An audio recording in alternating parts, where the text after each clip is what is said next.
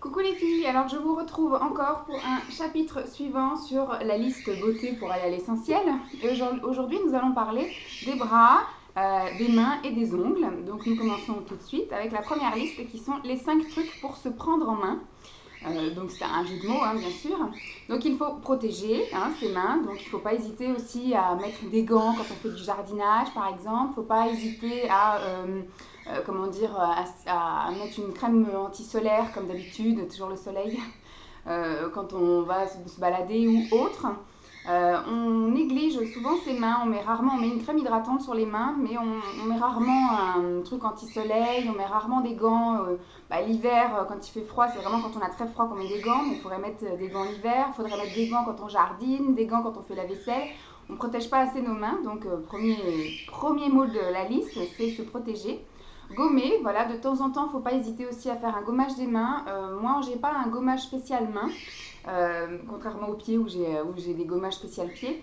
En fait, c'est quand je me gomme le corps, et du coup, j'en profite pour également gommer les mains. Voilà. Ensuite, hydrater. Ça, je pense qu'on le fait toutes. On est toutes un petit peu des tarés de crème hydratante pour les mains. Donc, moi, j'en ai partout. Je vous l'avais déjà montré. J'en avais au bureau. Maintenant que je n'ai plus de bureau. Mais j'en ai dans la chambre, j'en ai à côté du canapé, j'en ai dans la salle de bain, j'en ai dans mon sac à main, voilà, j'en ai partout. Ensuite, masser, il ne faut pas hésiter. Moi, je pense plus à me masser les doigts, mais moins l'intérieur de la paume, là, comme ça. Mais j'ai plus tendance à me masser un peu les doigts, donc il ne faut pas hésiter. Soigner, effectivement, dès que vous avez un petit bobo, il ne faut pas hésiter à désinfecter, puisqu'on touche un peu à tout. Donc, si vous avez une coupure, une ampoule ou autre, il ne faut pas hésiter à la désinfecter, il ne faut pas hésiter à, tout ce qui plaît, à mettre un pansement, parce que c'est vrai qu'on met les mains partout et ça va avoir tendance à s'infecter. Donc voilà, c'était les 5 petites choses que je voulais vous dire. Ensuite, les 5 ennemis des mains. Donc je vous l'ai dit tout à l'heure, l'eau. Effectivement, l'eau, ça a tendance à les dessécher. C'est con, c'était Sylvie qui disait ça, l'eau appelle l'eau, donc si vous laissez l'eau à la surface, ça appelle l'eau de l'intérieur qui va remonter et qui va s'échapper du coup. Tout ce qui est produits chimiques également, donc les produits d'entretien, les produits parfumés, les choses comme ça, les crèmes parfumées, c'est aussi les produits chimiques voilà, qui abîment les mains.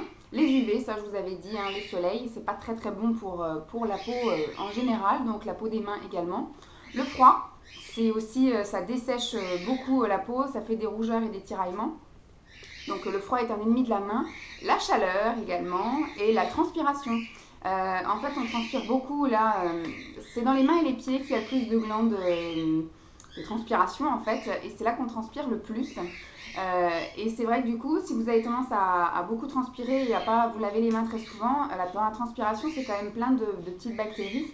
Et il pourrait y avoir effectivement des mycoses ou des champignons, des choses comme ça qui pourraient venir dans vos mains. Donc n'hésitez pas à vous laver les mains quand même assez souvent en vous essuyant bien les mains quand même, parce que l'eau est également un ennemi des mains. Les 5 outils essentiels pour des mains soignées. Donc ils nous disent les ciseaux, le coupe-ongle, la lime à ongles, ça on est tous des tarés, le bâton de buis et le polissoir. Ensuite, les 5 produits indispensables. Donc la crème, ça on en a parlé, une bonne crème hydratante avec pas beaucoup de parfum chimique dedans pour éviter que ça devienne un ennemi du coup. Le dissolvant, ça effectivement c'est par contre si possible sans acétone. Et puis si possible une fois que vous avez tout enlevé votre vernis, n'appliquez pas un autre vernis directement, allez vous laver les mains. Si possible, laissez respirer une nuit. Voilà, si vous pouvez le soir enlever votre vernis et n'appliquer que le lendemain matin un nouveau vernis, c'est pas plus mal, ça laisse un peu respirer l'ongle. Ensuite, une base essentielle. Dès que vous voulez mettre un vernis, c'est essentiel de mettre une base, déjà pour protéger l'ongle, pour éviter que l'ongle jaunisse en avalant en fait quelques pigments de votre vernis à ongles.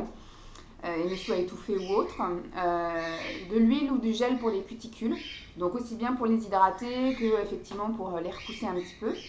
Le vernis, ça voilà, on est toutes après, il y a une multitude de choix et de couleurs et autres. Et en dernier, le top coat. Ça je fais pas. Alors les 9 étapes d'une manicure maison. Alors ce qu'ils nous disent, effectivement, le premier truc à faire, c'est ôter le vieux vernis. sans blague. Bon après, moi ça m'est arrivé un temps où des fois dans la semaine j'étais un peu feignasse et je voulais plusieurs couleurs. Donc je mettais une base, admettons le lundi, avec une couleur. Et puis après le mercredi je mettais une autre couleur par-dessus. Et puis après le vendredi je mettais une autre couleur par-dessus. Et le samedi du coup j'enlevais la totalité des couches de vernis. Après à partir du moment où vous le faites que sur quelques jours, je pense que ça ne doit pas énormément poser de problème. Mais à long terme, il y a les oiseaux qui me saoulent. Parce qu'en fait, j'essaye de parler fort pour les couvrir et eux, de leur côté, ils essayent de chanter fort pour me couvrir également.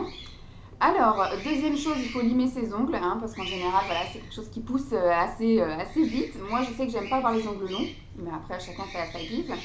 Faire trempette, ça, voilà. Alors, ils disent dans un petit bol d'eau savonneuse tiède pour ramollir les cuticules et les petites peaux qui recouvrent l'ongle. Donc voilà, pour pouvoir les repousser. Donc c'est l'étape d'après, repousser les cuticules. Le faire à sec, ça peut se faire, mais ça peut être douloureux. Moi, j'avais mon esthéticienne à l'époque qui me disait si j'étais feignasse de sortir un bol d'eau chaude ou des trucs comme ça, ou de mettre de l'eau émolliente ou des pastilles, etc., c'est simplement à la sortie de la douche, quoi. En fait, à la sortie de la douche, quand on a pris une douche, du coup, on a pris une douche plus ou moins chaude, hein, tiède. Donc, les cuticules sont ramollies. Donc là, il ne faut pas hésiter à la sortie de la douche de repousser ces petites cuticules. C'est le meilleur moment pour que ce ne soit pas douloureux et efficace. Couper les petites peaux, voilà. Ne pas se les manger. Moi, j'ai tendance à les manger. Et au final, c'est pas très bon parce que dans la bouche, on a quand même plein de bactéries. Et donc, du coup, je les fais rentrer dans mes petites plaies dès que je vais sectionner ou tirer une petite peau, des fois ça va saigner. Donc c'est pas l'idéal. Hydrater, faut pas hésiter, ça je vous l'ai dit encore, à hydrater vos mains, ça fait partie de l'étape de la manucure. Appliquer la base, appliquer le vernis et appliquer le top coat. Ça, vous savez faire, je ne vous apprends rien du tout. Ensuite, les 5 bobos des mains les plus courants. Alors ils nous disent qu'il y a les gerçures, les crevasses, les mains cailleuses, l'eczéma et le panari. Personnellement, j'ai jamais eu rien du tout de là-dedans, donc heureusement. Ensuite, les 6 bobos des ongles les plus courants. Les ongles striés, ça m'arrive aux pieds. Les ongles dédoublés, ça m'est arrivé aussi parce que voilà, à cause de mon alimentation et de mon manque de fer. Les ongles cassants, ça peut arriver aussi. Mycose de l'ongle, moi j'ai jamais eu. Chute de l'ongle, j'ai jamais eu non plus. Et les ongles rongés, j'ai jamais eu non plus. Donc voilà, ce sont les 6 petits bobos. Ensuite, les 5 mouvements pour avoir des bras toniques. L'échauffement, hein, on s'échauffe. L'aigle. Ensuite, l'extension arrière avec une haltère. Hop, voilà, comme ça, là. Bon, faut une haltère, hein. On est ça, grosse feignasse. Haltère au sol, donc on est allongé et on fait comme ça, là. Voilà. Et re-étirement. Une fois qu'on a bien fait du sport, on fait de l'étirement. Donc échauffement au début, après vous faites vos exercices et étirement à la fin. Mais je ne suis pas une très bonne prof de sport, loin de là. Ensuite, les 6 sports amis des bras. Alors ils nous disent qu'il y a la natation. Ça c'est un sport effectivement que j'adore et que je pratique dès que je peux. Mais en ce moment je suis un peu feignasse et surtout il y a plein de mômes dans les piscines. Donc ça braille et surtout faut les contourner. Donc c'est un peu chiant. Donc je vais attendre qu'ils retournent à l'école et après je retournerai à la piscine. L'aviron, j'en avais déjà parlé pour le décolleté, mais du coup, comme ça fait vraiment travailler les bras, c'est normal que ça fasse aussi travailler le décolleté. Les sports de ballon, tout ce qui est hand, volley, basket, donc ça, voilà, ça fait quand même pas mal travailler les bras. Les sports de raquette, si vous pouvez changer de bras avec la raquette, c'est bien aussi. Donc tennis, effectivement, le badminton, le ping-pong, tous ces trucs-là. Mais c'est vrai que ça sollicite un bras en particulier, donc de temps en temps, si vous avez la possibilité de changer de bras pour muscler les deux bras, c'est pas plus mal. Marche avec bâton. Voilà, on s'imagine pas, mais on a tendance quand même à du coup avoir une impulsion et ça muscle un petit peu. Et bien entendu, la boxe. Moi, je sais que je m'éclatais à l'époque où j'avais la Wii. La Wii, je l'ai filée à mon frère parce que du coup, j'y jouais pas. Tout seul, on n'est pas motivé trop à jouer avec la Wii, donc moi, j'avais besoin de voir des gens pour faire du sport. Mais c'est vrai que la boxe, c'était un truc sympa, même si je tapais pas réellement sur quelqu'un ou sur un punching ball. Ensuite, les 6 réponses aux bras flappy. Donc moi, c'est ce que j'ai, hein. C'est effectivement la peau là qui est ici. Je trouve que je m'en sors quand même pas trop mal après une perte de 50 kilos. J'arrive encore à remodeler mes bras, il y a encore un peu de boulot, mais voilà. Donc au niveau des réponses anti-bras flappy, il y a l'activité physique.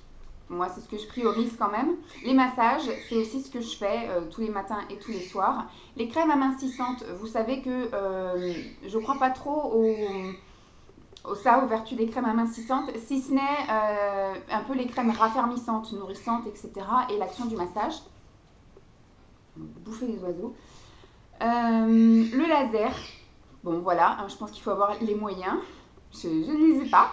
La liposuction, c'est pareil, il faut avoir les moyens. Et encore plus cher, le lifting du bras, ça c'est un truc que j'aurais bien mis sur ma liste de Noël, mais que je pense que je ferai jamais de ma vie. Après, c'est pas forcément nécessaire. J'étais voir ma dermato il y a peu et elle m'a dit que franchement, voilà, tous les médecins qui me voient, ils sont quand même assez étonnés parce que j'ai quand même plein de vergetures, mais j'ai pas la peau qui pendouille, donc c'est instant glamour.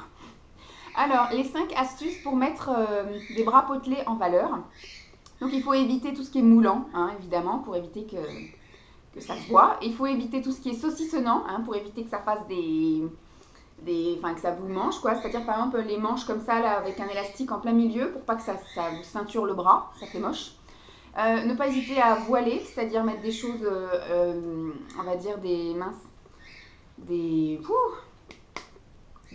comme des mousselines, des voilages, enfin des choses super légères, fluides, voilà, je cherchais mon mot. Des choses fluides et puis larges et puis souples, etc. Il faut éviter quand même tout ce qui est débardeur, tout ce qui est bustier.